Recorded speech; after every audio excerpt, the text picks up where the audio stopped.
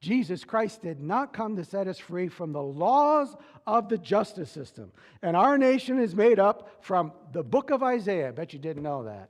3 parts: the executive branch of the president, the judicial branch of all the judges, and the legislative branch of the Congress. All comes from the book of Isaiah. So all 3 are there, and Jesus Christ did not come to set us free from following laws. Are you with me? Don't say, we're not under the law anymore. Which law are you talking about? Well, then what law did Jesus Christ come to set us free from? I'm glad you asked. It's called the Israeli ceremonial law.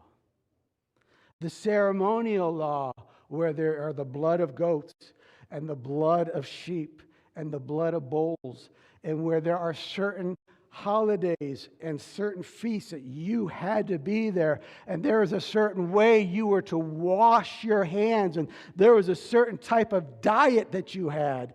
We are not under that ceremonial law anymore. Can you say amen? How many of you like bacon? You are not under the ceremonial law anymore. How many like prosciutto? You are not under the ceremony. See, if you were under that law, you couldn't have that. How many like Chinese food? We don't know what kind of meat's over there sometimes, but we have the freedom to partake of that with no guilt. And so when Paul says you are not under the law anymore, he's not talking about the moral law. He's not talking about the judicial law of the land. He's talking about the ceremonial laws. Are you with me? Now, how did Jesus come to fulfill that? Well, number one, Jesus fulfilled the ceremonial law by his obedience to the whole law. The moral law, the judicial law, and the ceremonial law of Moses. And where does it tell us that? In the book of Hebrews chapter 5, it says, though Jesus was a son, he was a son of God, yet he learned what? Did you hear that? How many of you had obedient babies when they come out of the womb? That's for you, Antonio. They got to learn. Even Jesus Christ, the Son of God, had to learn obedience. Isn't that shocking? How? By the things which he suffered. And having been perfected, he became the author of eternal salvation to all who does what he did. And what did he do? Obey. So how are we proof that we are a part of Christ? We do the same. Obey. Do we obey the ceremonial law? The moral law? Yeah. Thou shalt not kill. Thou shalt not commit adultery. Thou shalt not steal. Honor your mother and father. Serve the Lord and him only. Have no other idols. We honor that. But we are not into legalism. Taste not, touch not, don't do this, don't do that. We're not into that because Jesus Christ set us free from that.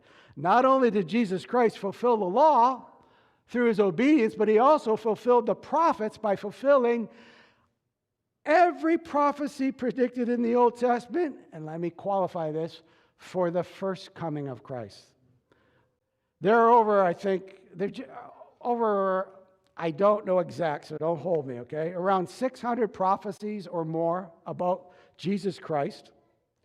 And in the 600 prophecies, Jesus Christ fulfilled 351 with the first coming. 351. What are some of those prophecies? Do you remember what they are?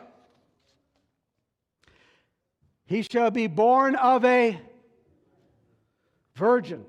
He shall be born of a woman, not a man. He shall be born of a woman, not an angel, not a combination of an angel and a woman and a hybrid offspring. It shall be a pure human. He shall crush the head of Satan, and Satan will bruise his heel. That's the cross. He shall be born in a little town called, you with me? So all these prophecies were fulfilled in Jesus Christ, which is just amazing. And that is how he fulfilled this. Here's another one for you. He was wounded for our transgressions. He was bruised for our iniquities. His chastisement was upon him, and by his stripes we... All right. We are under the moral law of the Ten Commandments. Even though our nation has decided they know better and they've taken them out of the public schools, how many know just because you ignore the law doesn't mean you are not responsible? We are under the judicial law, but we are not under the ceremonial law as Christians of grace. Let me tell you a funny story. A couple years back, Cindy said, honey, I want to go to Rockefeller. I want to see the Christmas tree lit up. I want to go there. And I said, okay, let's go, because I have a bucket list. Before I die, I'd like to ice skate at Rockefeller Center. So we went and we got off the train. And when we got there, we went to this little deli, and we walked in, and there's all these Hasidic Jews all around. And I said, well, we're going to get good food in here, baby. Let's go in here. Now, remember, we're Gentile Christians. We don't know Judaism or ceremonial rites. So we go over there, and Cindy doesn't know, and I don't know, that there's a special sink for the men. And the women's sink for the ceremonial cleansing is in the bathroom. We didn't know that. So we get in and we order our sandwich, and Cindy goes, oh, look at this. Isn't this nice? A little sink. So she goes over, turns on the water, and starts to look like a little bird. And all the men are like,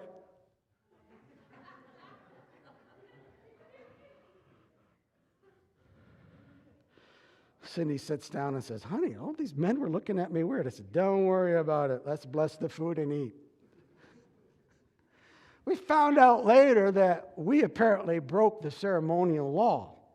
First of all, women don't wash where men wash. You see the legalism, the ceremonial law? You women go in the bathroom to wash. Aren't you glad Christ set you free from that? And there's a certain way to wash. And when you're done washing, there's one towel because you wash right. There's no dirt on the towel. All the men use the same towel. Cindy said, look at this clean towel. Isn't this nice? It's a true story. We haven't gone back since.